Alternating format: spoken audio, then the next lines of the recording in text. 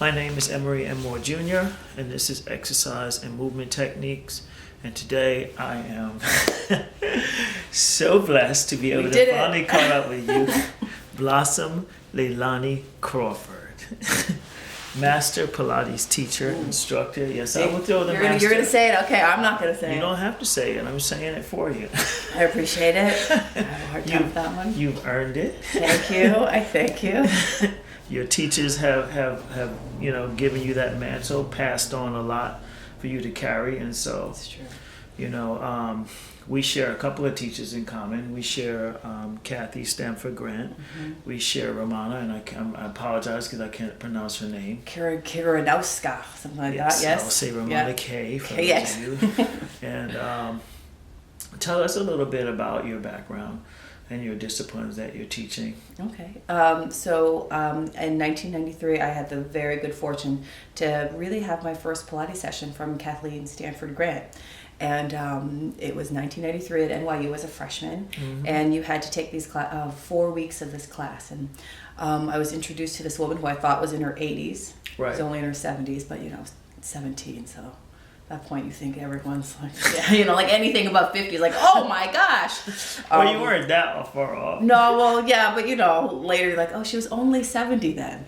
Yeah, at least that's the way I think of it. And I know you just got this feeling when you met her that she was, she was old school. She would look at you and just, you couldn't pretend, you couldn't play. She knew you inside and out. And I loved that about her. I just loved that about her, and she taught Pilates. Actually, at the time, she was her class was billed as floor bar, and later it was because that was the name of the class she inherited. And years later, she went, "Wait a second, why are we still calling it floor bar? I teach Pilates." Okay. Yeah, which is a funny little distinction. So it was floor bar, and she said, "How many of you had done Pilates?" And I took one. I thought it was like a Pilates floor bar class, and so I raised my hand, and she said, "Well, where did you do it?" And I said, "Hawaii." I think she just did that to me, like, oh.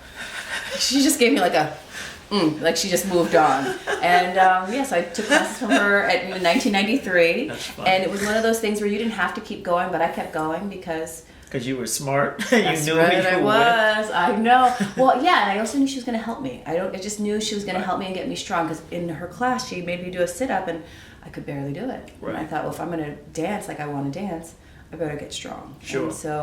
And I kept going, and I kind of kept going for 3 years. And after I graduated, I became her assistant at NYU, and also at workshops that she would teach around the country. That's when we met, when you were her assistant. Yes, yes. I came into the torture chamber. Mm-hmm. Cheers. Yeah. I used to think she didn't like me. Oh no, she liked you more if she really got on you. I didn't think she liked me, and she had this way. She scared me, and I'm just like, okay, if you didn't put something back, she would chop my head off, and one day, she actually hit me one day. Where? She hit me on my shoulder, my head or something. Yeah. And she said to me, "You're not thinking right." I know. And I was just like, it scared me because she was correct. Yeah. And I tell this story because I'm like, people think I'm kidding, but I was not thinking appropriately to do the technique. Yes. And I was like, okay, that's an enlightenment. Yeah, that's a way to get it in. To get that information to you. One day she had me, I think it was on the Cadillac, mm-hmm. and she had me upside down, and I was doing something. Every muscle in my body was quaking. Mm-hmm. And I looked over out the corner of my eye, and she was laughing.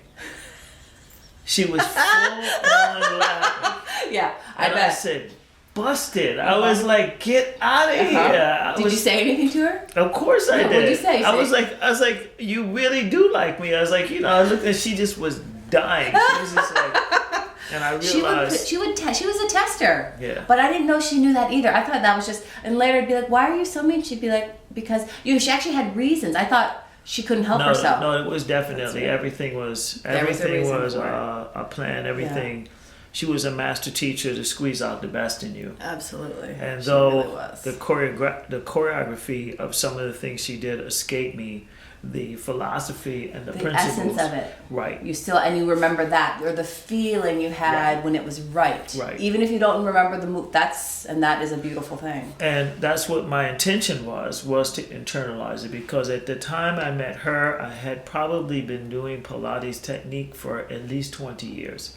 And so for me, it wasn't so much about the choreography. And I also got to the point one day where I said to her, why aren't we doing Pilates? Because we hadn't been on the machines. Right. And why did I have to say that? Ooh, I bet you got in trouble. When are we going to do Pilates? I said, we haven't been on the machine. Yeah, and then you didn't get on for another few months because you said that. And truthfully, it was kind of strange for me to say that because I didn't really like the apparatus so much at that point because of the amount of injuries that I had sustained through movement training and martial arts and you know, doing all the crazy stuff that I like to do. And so I found it much more accommodating for my body when she would literally build a machine around me with the props that she had, and it got me to move more authentically and again back to the essence of what she was trying to communicate. And so I never lost that.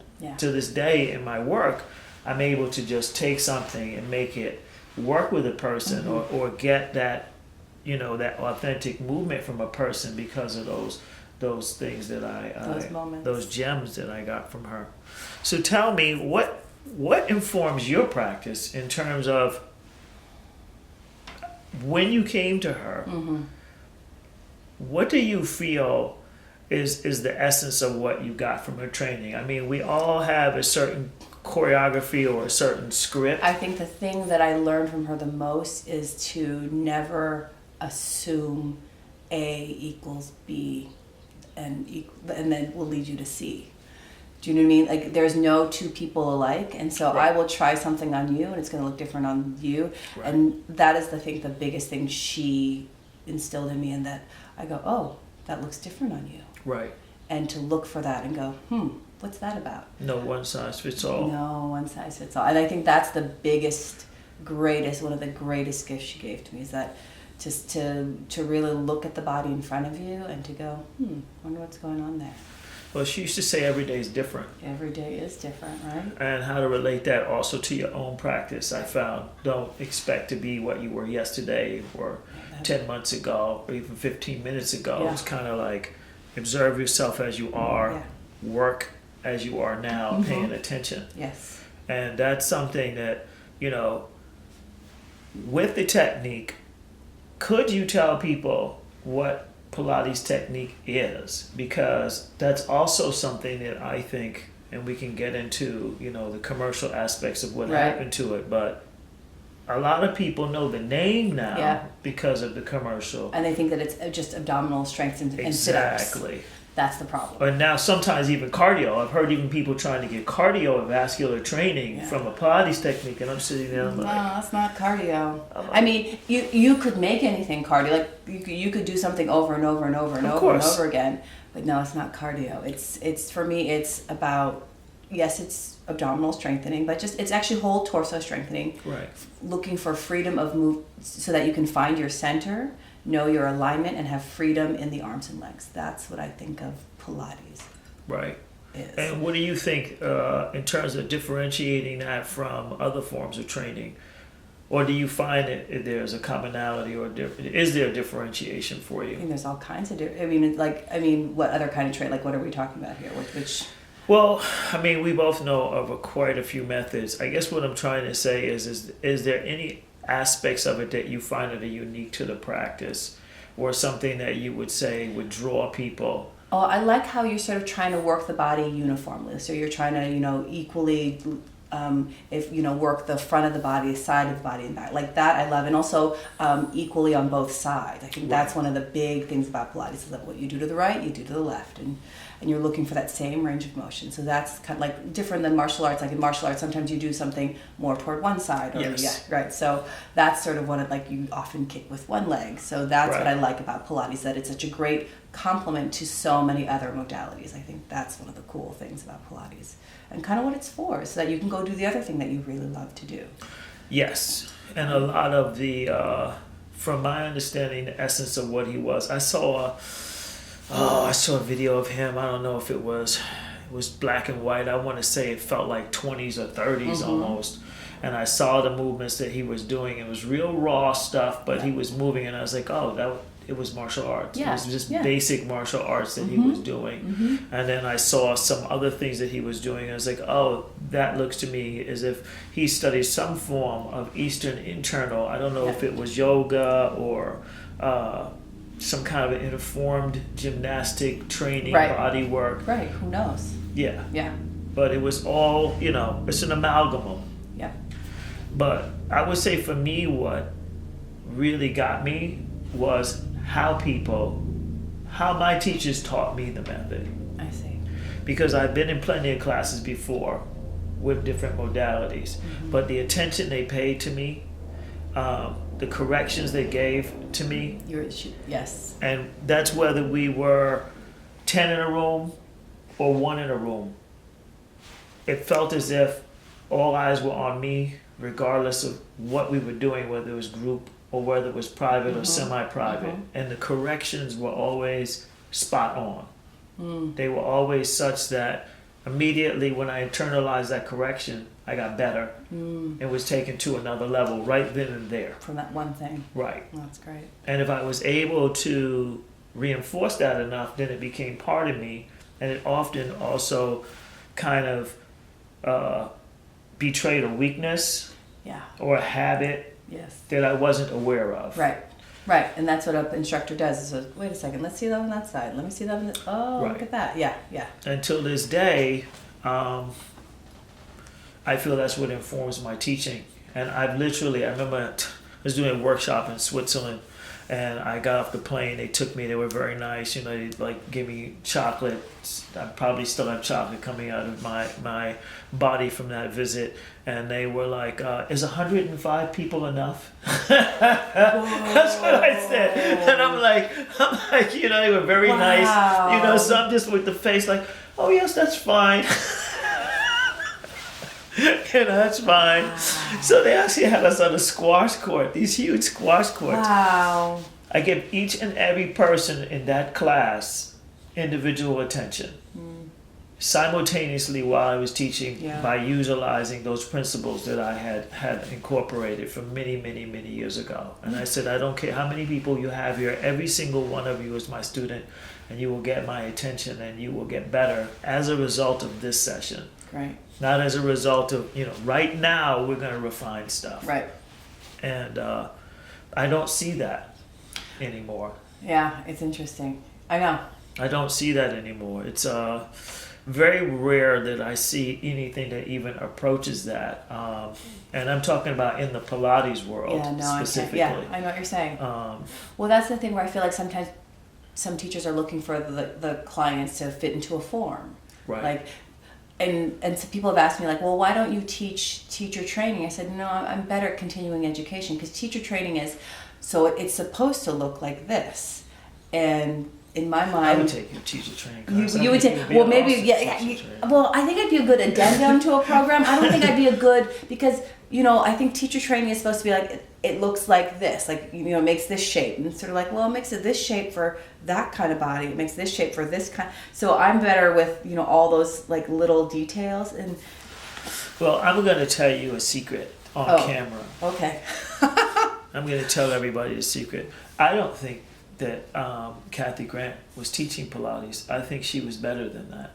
Oh, she was Pilates just happened to be the thing. Right. I'm actually going to say that as far as I'm concerned, she exceeded the limits of the modality long ago. I would say it was consciousness. She was teaching movement consciousness. Right. And I think that she was respectful enough to pay homage to one of her teachers. Yes. One of her teachers. I actually met Geoffrey Holder at one point. Oh, you did. Before he passed, because Professor Duncan, who also passed, they were very close, and so I was a student of Professor Duncan, and he would come sometimes and he would watch us. So I don't know if people know, but Geoffrey Holder and Kathy were dance partners at some point. So I felt like I was living in historical moments. Yes. But she exceeded that, and that's why I'm saying to you, you should do the teacher training in that we are not beholden to a form. That's true. I never think about it. I always think about this the training that I received from Romana as sort of the way that it's done. But you're right, the world keeps changing, and she also has passed on. Yes, she has. And my thought process at this point is that we were directly trained by these people, and we were disciples of these people, yes, to a certain extent. And they took the work, the ones who were really masters of it, and took it to another level, informed by everything that they did and progressed. And so, to me, we're supposed to also carry that work. I agree. From where they took us and continue on with all of the things that are informing us. I think there's a way to do it, and I hope to, and I just don't know what that is yet. But but you might just be giving me some ideas now. Soon to come. I'm just kidding. Take a break. Yeah.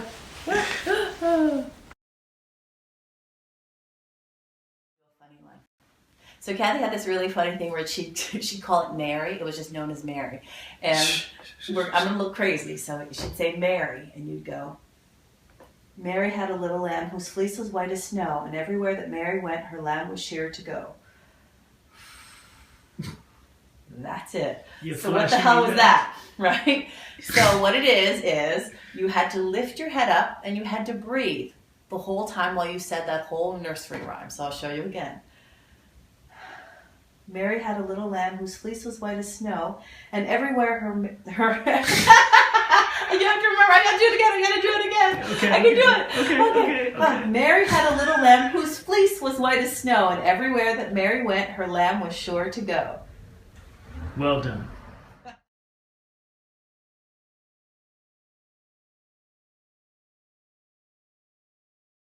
Okay, so this is a Blossum. This is. So after I had my baby, I was suffering from some plantar fasciitis, and I came up with this. You're going to curl your toes, and when you pull down with curled toes, you're trying to get the big toe and little toe equally down toward you. And then keeping that, you're trying to do a little circle on the wall behind you. And it's very hard not to do, because I want to twist my foot like this. Okay. But I'm trying to keep my little toe and big toe on the same plane. Hopefully you can see that. Can see that. I'm just trying to think of what kind of mind you have. Sick one. Ooh. This is how Blossum spends her days. And then when you're done, it really works though. You got to try that one. I want you to try that one now. Oh. Yes. Oh.